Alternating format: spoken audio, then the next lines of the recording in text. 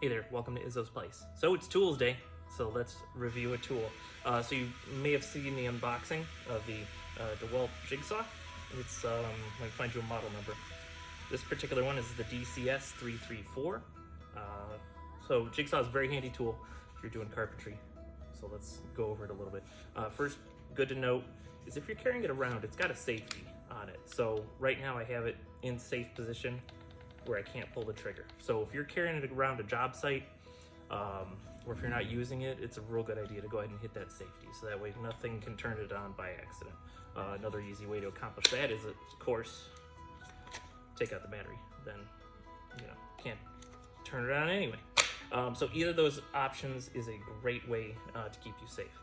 All right, so when it is in run mode, the safety button will show the red plastic there. So when it's off, no red. When it's ready to go, you got some red. It's very nice. It comes with a light, so illuminates your work as you're working. That is always a good thing. All right, this is a no-mar shoe, so as long as it's in good shape, and eventually if you rough this up just through normal wear and tear, eventually it won't do so good about not marring surfaces. But you can see, you got metal, you got screws here. There's various things that could scratch your wood as you're going. So having this plastic boot on there is going to help you out, keeping things looking nice. So to put it on, just like that. So it's got the, oops, there we go, just a little snap in at the end. So it's got those catches on the front. Slide them over top, snap it in place, and you're good. Now in the short review, you may have seen a little plastic piece that I didn't know where it went. Well, it's an anti-splitter piece, and it's meant to keep the splitting down in your lumber, and when you see this in action, you'll understand what I mean by that. But I've lost it. Oh wait, it might be sitting right over there.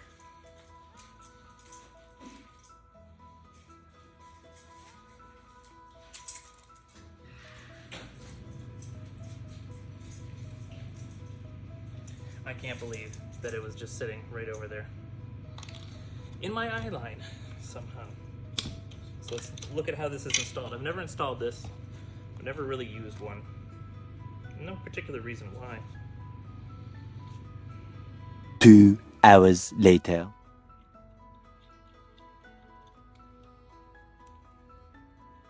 This is fascinating for you, isn't it? Let's go ahead and flip it around so you can see the device. Okay, we'll try this a different way.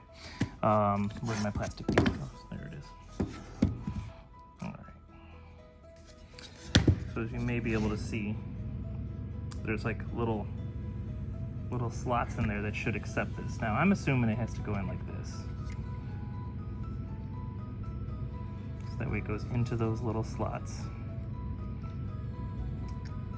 But it sure doesn't go in very far, does it? Now let's try something else. Let's see if it goes in this way. And maybe that arrow was a clue, but at the same time, I don't know, Izzo's people. That doesn't really matter, because it's got a boot in place. No, I don't think that's correct. I think it goes like this, but it's just not sliding in very easily. This is a lot of work for something I'm probably never gonna use.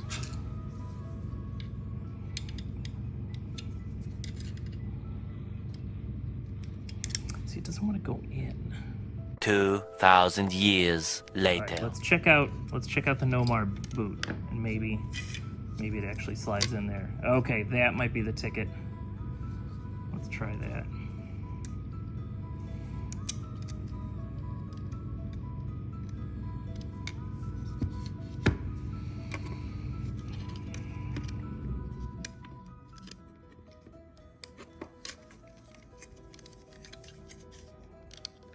They really didn't have a diagram of this in the instructions. Otherwise, this might be a little bit easier. Okay.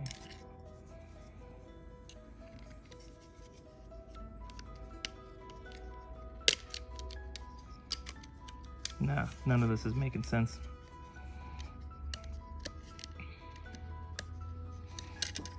One eternity later.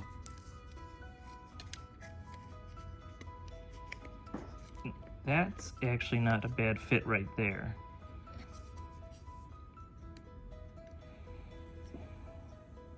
Alright, let's see if we can put the boot back on without taking the plastic off.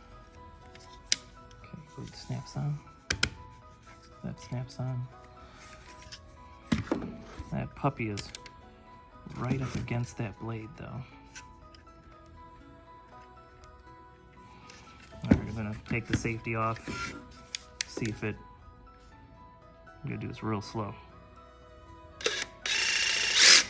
Okay, it fits there.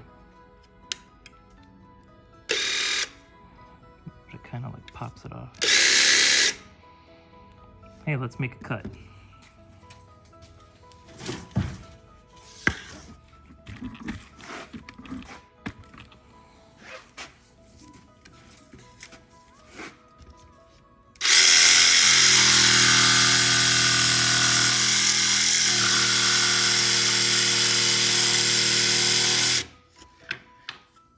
Okay, so it did keep the chipping down quite a bit. I'll cut that again, and then the bottom side with this kind of blade is always pretty clean. So let's take that off now.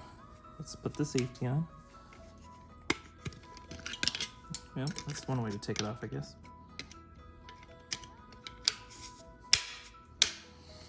You can see what the blade does without the splinter guard in there.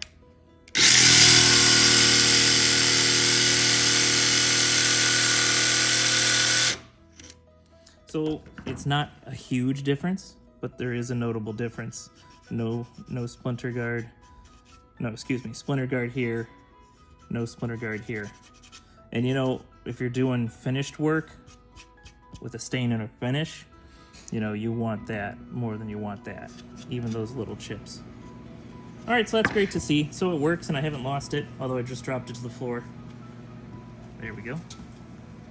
All right, so that is the anti-splitter guard. And it's something I'm gonna keep around. I'm gonna put it in a safer place than I did last time. I can't believe I actually saw it sitting on the dusty bench over there. All right, let's go over some more features of this. So you see this dial here. This dial changes the trajectory of the blade. So when it's all the way down like this, I don't know, maybe I'll hold it up right.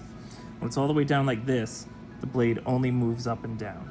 Each click that you do gives the blade a little bit of an oscillation, which is a more aggressive way of cutting. So if the blade's going up and down like this, when you start doing the oscillating, it also moves forward. So as you move forward, it's a little more aggressive of a cut. So we had the anti-chip, we had the no anti-chip, and this was in a non-oscillating move. So this was only going up and down. So let's check what oscillating number 1 does.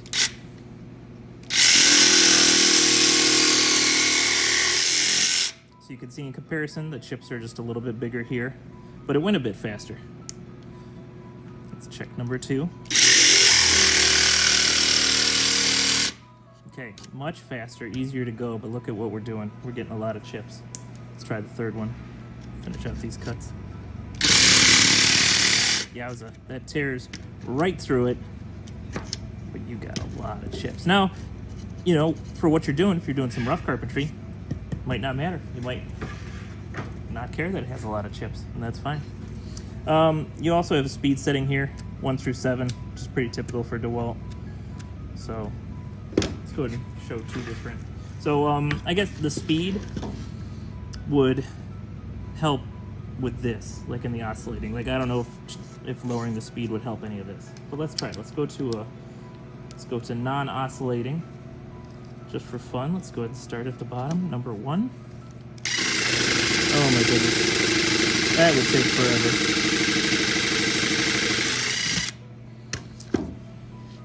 And well, you know, it did a little bit better than that at a slower speed, so that's interesting. We're not gonna do them all. We'll do 1, 3, and 7.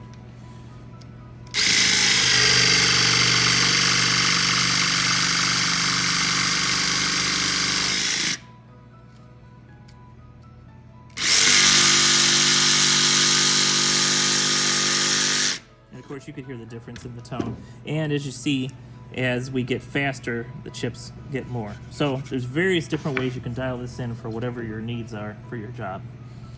All right, so we've covered the safety, we've covered the speed, we've covered the oscillating, we've covered the boot. All right, so you can cut on an angle with this. You can cut it at any angle. The lever here is what releases this to allow you to put it into angles. So you pull that out, and then you have to actually pull it back. And it's not, oh, I'm sorry, you pull it forward. I'm a silly boy. So you put it forward a little bit, and you can rotate to either 45-degree angle, and then bring it back, and that's set. You know that that's at a 45, and then you just go ahead and lock it.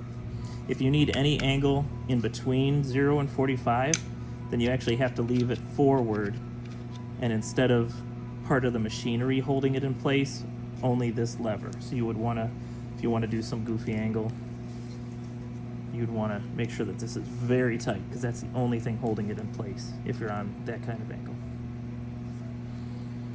Okay. And we're back in the 0 position, and we'll lock it down. How do you change the blade, you might ask? It's actually very easy. So this thing here that says DeWalt, if you push it, it releases the lock. You're able to pull it out. Let me go ahead and show you where that goes in. So to set the blade, to set in a new blade, and this saw takes a T-shank, so you don't have to get DeWalt brand, but it has to have that shank, that style of head. So they're calling it the T-shank. So if we open this up, we put the T-shank in, and you want to make sure that it's in between these rollers, because they're going to help guide it and keep it relatively square. You know, this kind of saw, you know, especially as it gets worn over the years, is not going to keep a 90 all the time, but it'll do pretty well for what you need it though. All right, so let's look at a couple different cutting techniques. But before we do that, I need to trace what I want to cut on this. I'm going to do that off camera. Okay, we're here for a little bit of cutting now. So you can cut on the outside of something or on the inside of something. I know, that sounds like duh, right? But let me show you what I mean. So just kind of draw an S-curve here, maybe something I would need for some scroll work or something.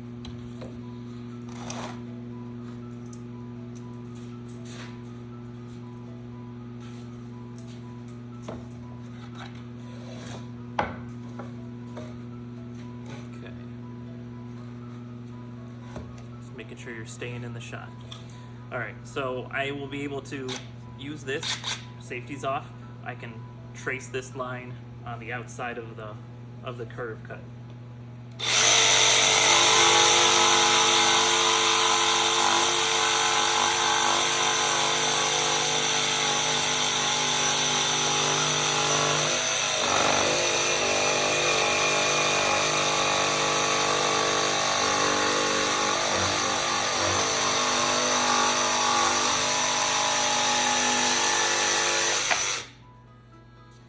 Very easy to see the blade while you're working, at least in this elevated position. I imagine sometimes there's positions that don't allow you to see it. So some thoughts on it. This is a smaller piece. If I was going to do a lot of these, or I would probably clamp it down, make sure that my fingers are safe out of the way. It's got this nice finger guard on here, so kind of like, you know, it's gonna touch the boot or the finger guard before you get to the blades if you're not paying attention. Hopefully you're paying attention. Please pay attention. Oh yeah, disclaimer, you know, use power tools at your own risk. Please read all the safety information in the instructions, and please follow all of the safety instruction in the instructions. But anyway, so that's the outside of the blade. One thing to take note of is it's less likely with this than with a circular saw, but if you're really holding something, you can't see the bottom of the blade when you're running like this. So just always make sure your hands, you're aware of where they're at, you're keeping them out of the way of any moving objects and sharp blades. Please do that for me. All right, so that's if we're cutting the outside of a contour. But what if we need to cut inside of a box? I'm going to give you two methods for doing this. First of all, if you're working with something like this, you need to elevate the material so that way you can actually cut it. So let me find a drill, and then I'll show you the first of two ways to cut inside. And it's not showing up great on the camera, but you can see I've got a pattern traced that I need to cut out.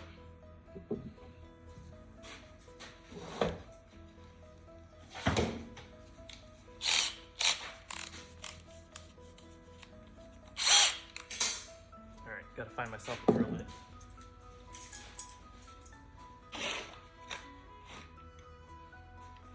Okay, probably the easiest way to cut an inside circle is to drill a hole that'll allow the blade to be inside of what you're cutting. So, easy way to do that is measure your blade. Blade's like 5/16. So, let's get, that's 1/4 inch, that's not gonna help us. That's 3/8. So, you need at least 5/16. It's probably better if you go just a hair bigger. So we've got a 3/16 drill bit in here. So we're gonna drill on the inside of where we want to cut. Oops, I'm in hammer. Now I'm in drill. No? Alright, what's going on, friend?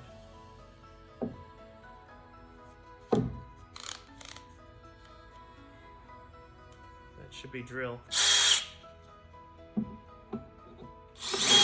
Okay, there we go. Let's make it a little faster. Okay, so I've drilled right on the inside of my line that I want to cut. So now that I have that hole, I can put the drill blade, I can put the blade through it. Okay,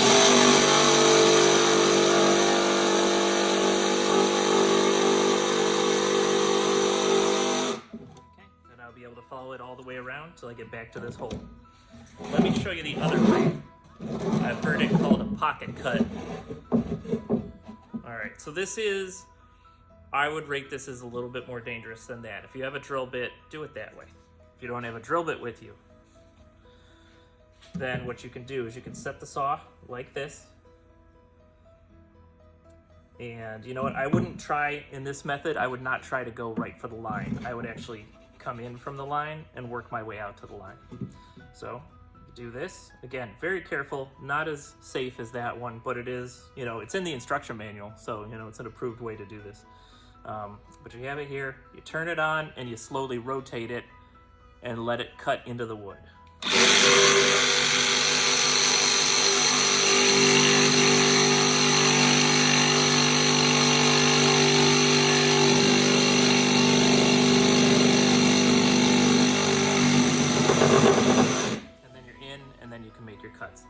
The times that I would use that, really I would only use that if somehow I forgot all my drills and drill bits. And the only other time would be if I have more than a minute walk to wherever my van with my tools is. I think those are the only times I would use this technique. But it is a viable technique. Just please be very careful if you're going to do it, because if you don't keep that steady, easy pressure, and as I was tilting, I was actually drawing the saw forward as well until it finally went through. If you're not holding that steady, it's going to jump around on you, and it might ruin the material that you're working with if you're too close to your cut line. So that's the two ways to cut. So let's go ahead and we'll go ahead and cut this. I'll decide if I'm throwing it into time lapse later or not. But just in case, I'll say let's throw this into time lapse, and or enjoy watching me cut out this material.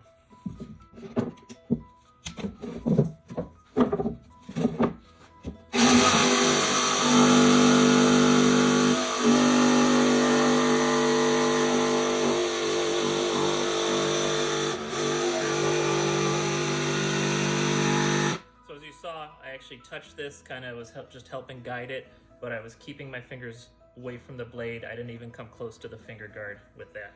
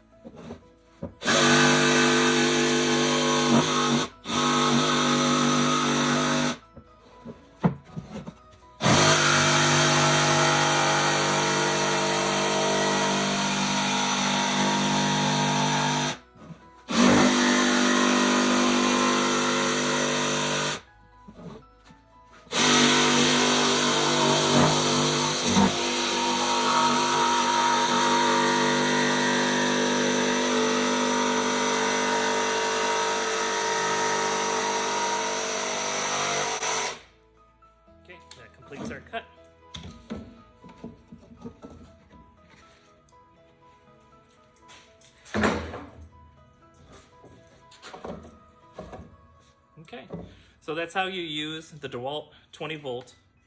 Is our safety on? Safety's on.